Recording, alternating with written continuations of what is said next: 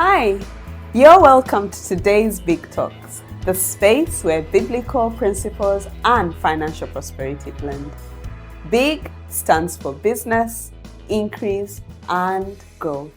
This is a platform from Liberty Christian Fellowship, brought to you by the LCF business community, where we talk real, practical, biblical wealth. If you have not shared the link, this is when you pause and do so you can bring other people along on this journey.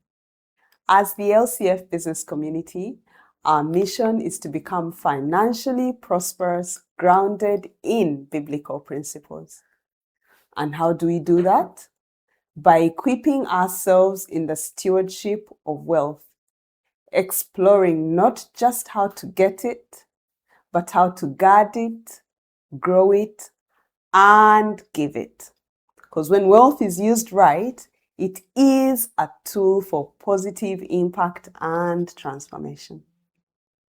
I'm your hostess, Irene Cafero, and in conversation with me today is a leader synonymous with razor-sharp teaching of the Word of God. He has a deep hunger for life-transforming revival underpinned by kingdom influence, and is building a movement of sons mighty in word and deed. So, Pastor Lincoln, hey, what a pleasure to have you in that seat today. Yes, what a pleasure to sit finally in the big seat. Yes. How are you feeling? I am feeling hot, but I will try and stay nice and cool. Good. We're going to keep the temperatures all the way low to get the best from you today. Bless God. Yeah? Yes. So, I'm thinking, you know why it's a pleasure and it's exciting, yeah? There's not many people who consistently stay in ministry years after year after year. There's some people catching up lately, but there's not many who can say, I have been in church ministry for more than 30 years. Yeah.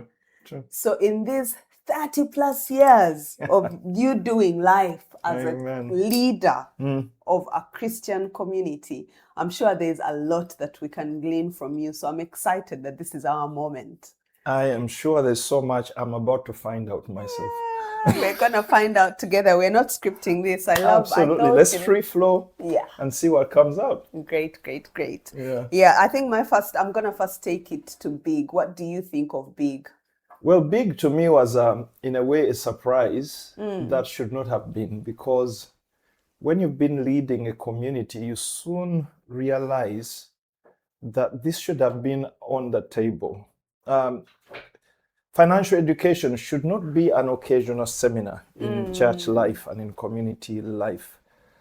It must be one of three stewardships. As I've been teaching lately, we steward the presence of God. Yeah. We steward people. Yeah. And we steward property. Presence. The three P's. Presence of God, people of God, and the property of God, or the prosperity of God. These are three critical resources. And actually, in creational order, the presence of God came first. Yes. Then He created property, and then He created people. And so the idea is that people without the presence of God and without a secure context of provision and prosperity is a mistake.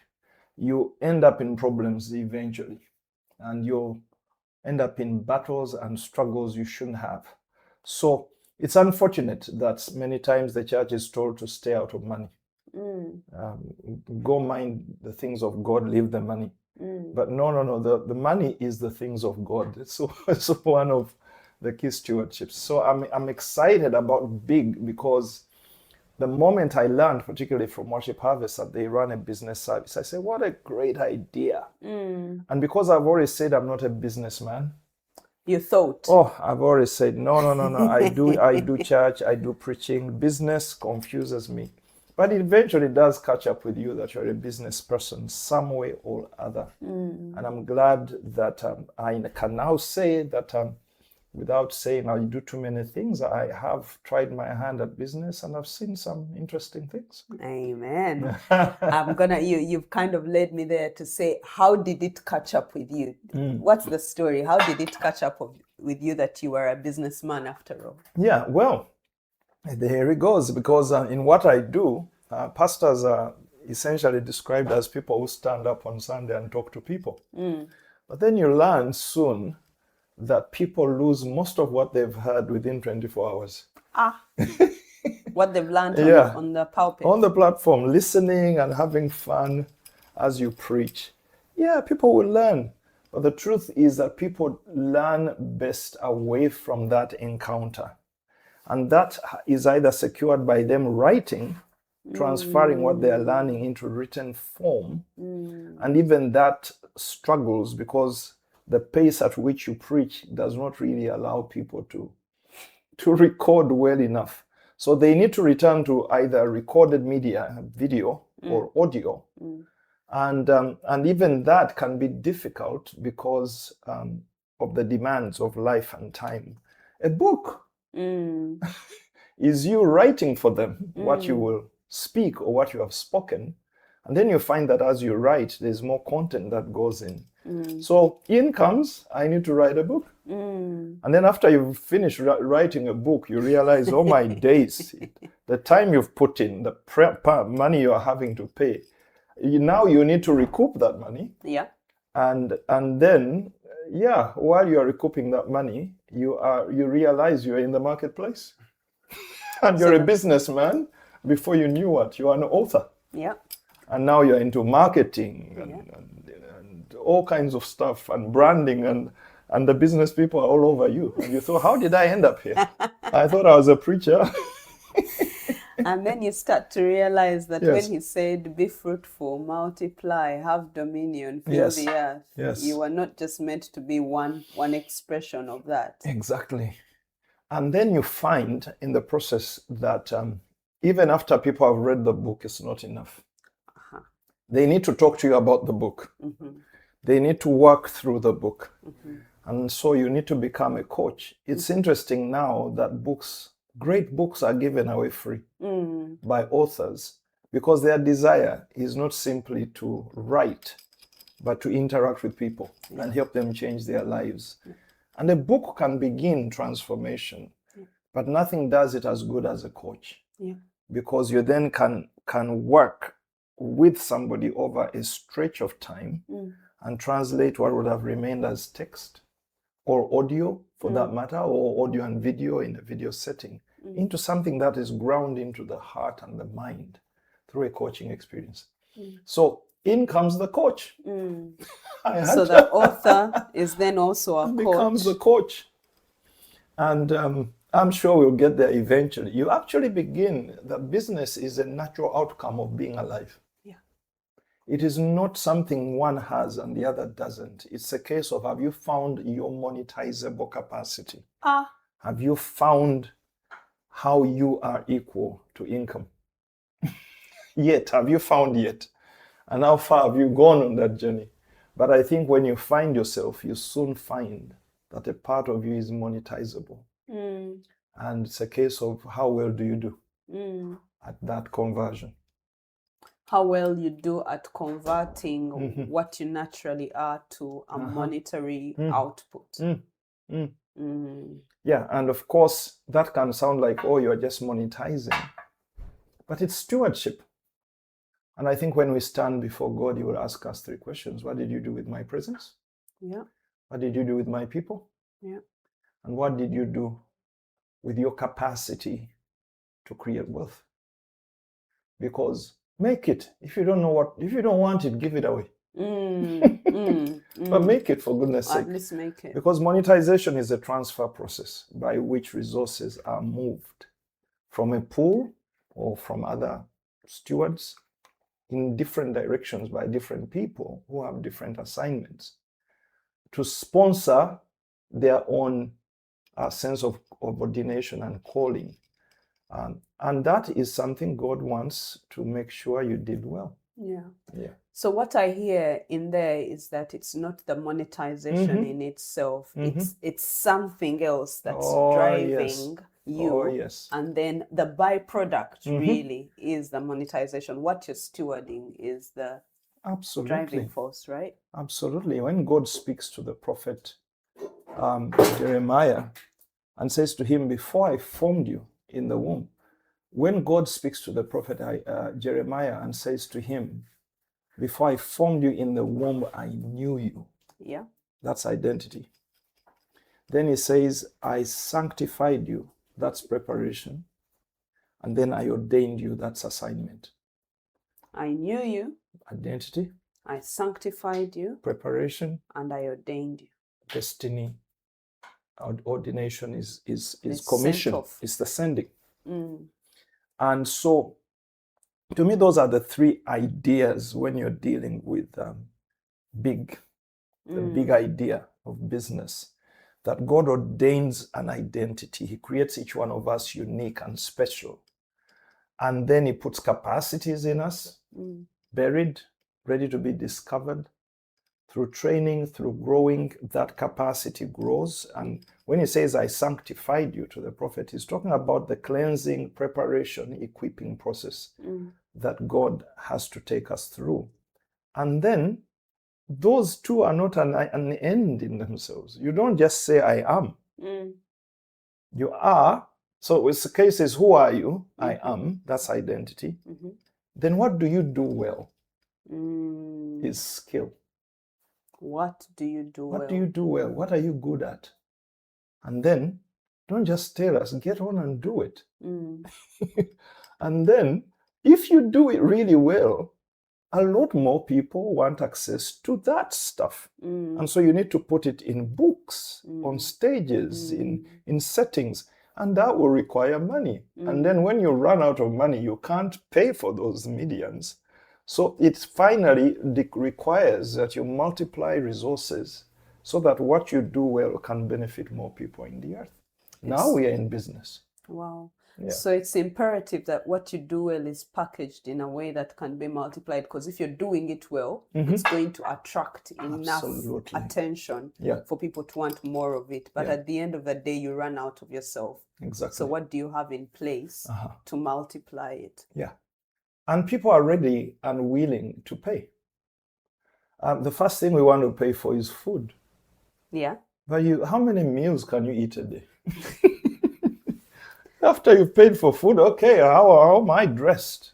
That's another. After you've dressed, what next? People, in the end, after they've met the basic needs of life, Maslow's hierarchy of needs, eventually they are looking for self-actualization. Yes. Self-actualization is the process in which I find out who I am. So we start by saying, am I safe? Can I eat? Am I clothed? Do I have shelter? Ultimately, everyone finally comes to a place of, what difference can I make? How can I impact? How can I contribute? And for that highest place, just like clothes need tailors, yeah, and homes and shelter need people who build. Self-actualization is the business people like I get into. I'm not a builder. Exactly what I was thinking. I'm not a builder. Yeah. But people are trying to climb Maslow's hierarchy of needs. And they need people who are trainers and coaches and enablers to help them interpret life and solve the riddles of existence. Yeah.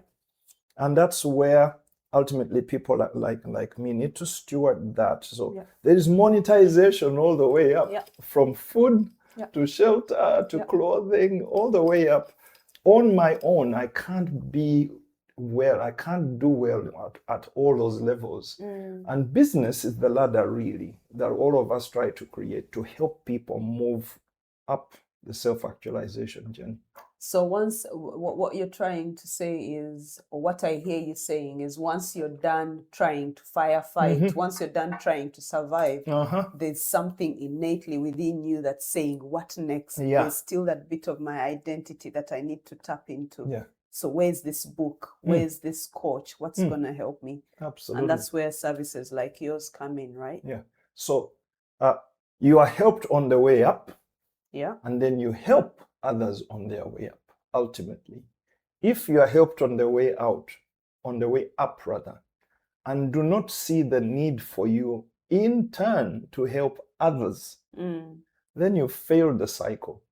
Yeah. Because you receive through other people's contribution. 100%. And now you must contribute. 100%. And that contribution is where the question of business comes in. That you are known, you're sanctified, you're commissioned. Those are the three stages of who you are. Identity, who am I? Preparation, what am I good at? And contribution, what difference am I making in my world? Yes.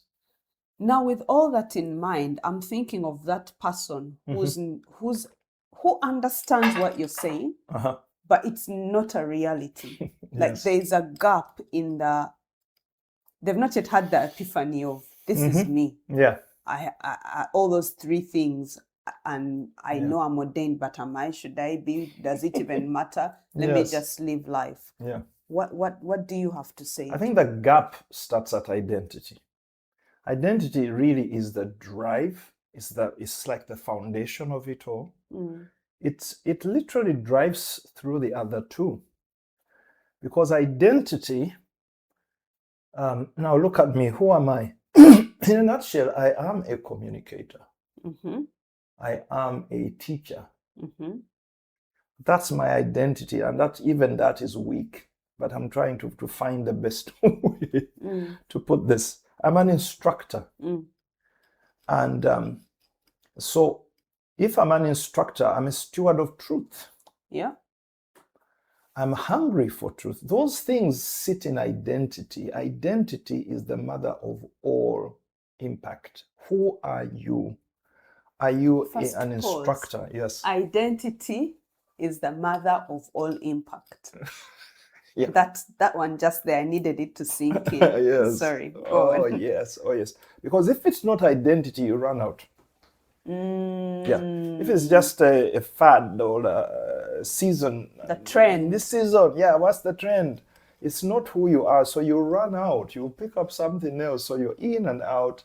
And you see people saying, I'm going to train to be a dentist. And at graduation, they're just saying, nah, stick that on the wall. I'm going to train to be. And it's this search for identity is so critical because it saves you money. The sooner you find out who you are. Otherwise, you'll invest in a lot of journeys.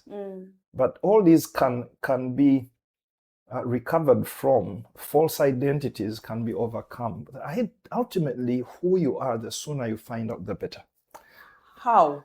How do I find out who you are? Yes. That's a very big question, Irene. Yes. Oh my days. And I must say, in the very grain that I've just said, you need to zigzag about this and not feel ashamed that you got it wrong. Okay. I think we are allowed to zigzag. But I think identity shouts loud enough. And it takes a very deaf person to completely miss it. I think from gender speaks of identity, then passions. What do I love doing? What do I really enjoy? What are my temperaments? What is my temperament? Maybe to use a more singular. So these things are like dots that you join. I'm a man. I come alive when I hear truths. Hurting people break my heart. These are normal things. You don't need a course to get in touch with yourself. It doesn't mean you all end up in the same place if you are wounded by people's wounds. But as you join the particular dots of your life, it may even include what circumstances have I gone through, what events have impacted me.